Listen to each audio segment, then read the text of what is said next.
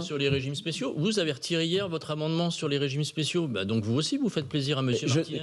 Je ne l'ai pas, je ne l'ai pas retiré. Je ne l'ai pas retiré pour le retirer. Simplement, dans le paquet du 44.3 du vote unique du gouvernement, le gouvernement a exclu cet amendement. Donc, il aurait simplement fallu que j'ai 2 minutes pour le soutenir et la gauche avait accroché 250 sous-amendements. On en prenait pour 5 heures.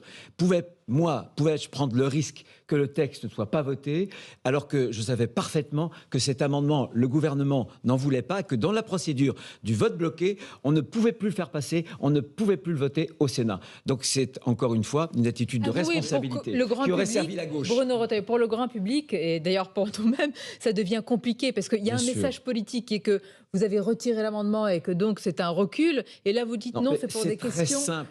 Non, mais c'est très simple.